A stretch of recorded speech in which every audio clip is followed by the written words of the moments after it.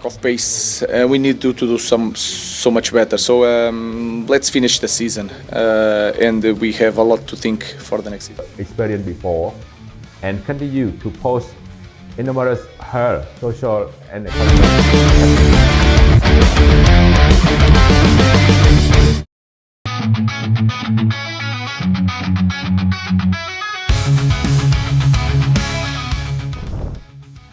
Terungkap fakta, ternyata ada maksud terselubung di balik laga ini.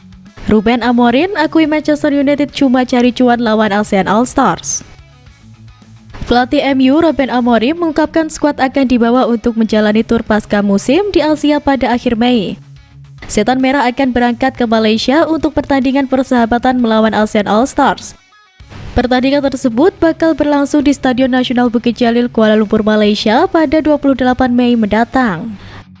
Baru-baru ini, Amorim dimintai pendapatnya tentang perjalanan dan skuad yang akan dibawa ke Asia. Ia meyakini perjalanan ini akan membantu meningkatkan semangat tim dan meraup sejumlah uang bagi klub. Selain itu, ia mengatakan ikatan dengan penggemar di seluruh dunia penting bagi Man United. Kami tidak bisa diam saja setelah musim ini, jadi kami perlu membantu klub karena klub memenangkan lebih banyak uang. Mengenai skuad, mantan juru taktik Sporting Lisbon itu memastikan akan membawa seluruh pemainnya. Amorim mengaku ingin membangun suasana kekeluargaan di dalam timnya melalui perjalanan ini. Omar Berrada, CEO Man United, juga telah menyatakan kegembiraannya terhadap perjalanan ini. Ia menggarisbawahi pentingnya melibatkan basis penggemar Setan Merah di seluruh dunia. Yang terpenting, jadwal pertandingan tur menghasilkan pendapatan tambahan yang signifikan yang membantu membuat klub lebih kuat, memungkinkan kami untuk terus berinvestasi dalam kesuksesan di lapangan. Tak semua negara Asia Tenggara terkesan. Dari Vietnam, kritik pedas dilontarkan.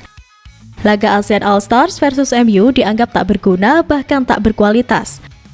Hal itu lantaran karena pertandingan seperti ini hanya mementingkan sisi komersil ketimbang profesionalitas. Pertandingan komersial tidak berguna. Manchester United sekarang juga tidak ada kualitasnya lagi, hanya pamer nama saja. Media Vietnam dan Tri.com.vn juga menyadari itu. Mereka pun paham mengapa banyak pemain mundur dari skuad ASEAN All Stars.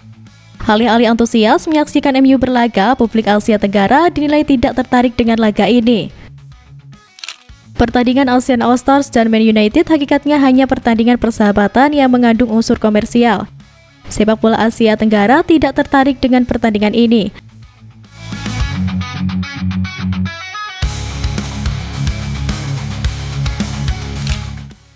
Bahkan daya tarik laga ini makin menurun. Dua bintang besar AFF yang awalnya dijadwalkan turun justru memilih mundur, yakni gelandang andalan timnas Vietnam Nguyen Quang Hai dan juga bintang Thailand Nicholas Michelson.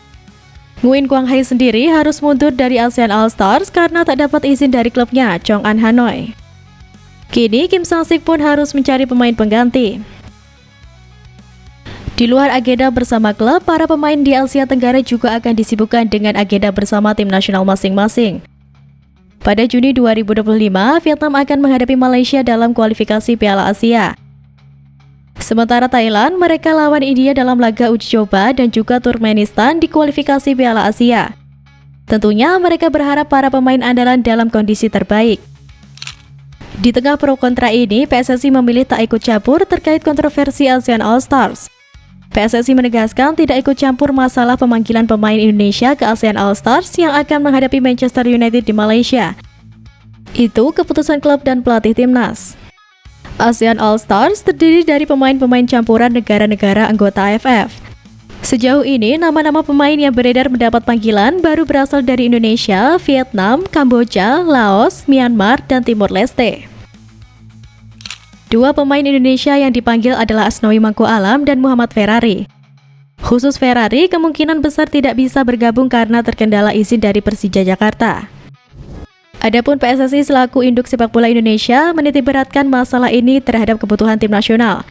Tim pelatih timnas Indonesia yang akan menentukan apakah akan melepas pemain ke ASEAN All Stars untuk bertanding melawan MU pada 28 Mei di Kuala Lumpur, Malaysia. Sebab timnas Indonesia punya agenda memainkan dua laga sisa ronde 3 kualifikasi Piala Dunia 2026 melawan Cina dan Jepang pada bulan Juni. Jika Asnawi dipanggil timnas Indonesia, tim pelatih mungkin tidak akan melepas sang bek sayap ke ASEAN All Stars.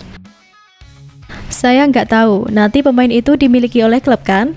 Kayak Asnawi main di Thailand kan mesti ada izin dari Port. Ferrari juga mesti izin klubnya begitu kan? Selain itu, agenda TC Timnas Indonesia dipastikan akan bentrok dengan jadwal pertandingan ASEAN All Stars versus MU. Namun, memang belum ada kepastian apakah Asnawi maupun Ferrari akan dipanggil Timnas Indonesia. Saya masih menunggu jawaban dari Coach Patrick, apakah pemain-pemain ini akan dipanggil? Karena kita akan ada TC lebih awal loh, di Bali tanggal 26 Mei kalau tidak salah.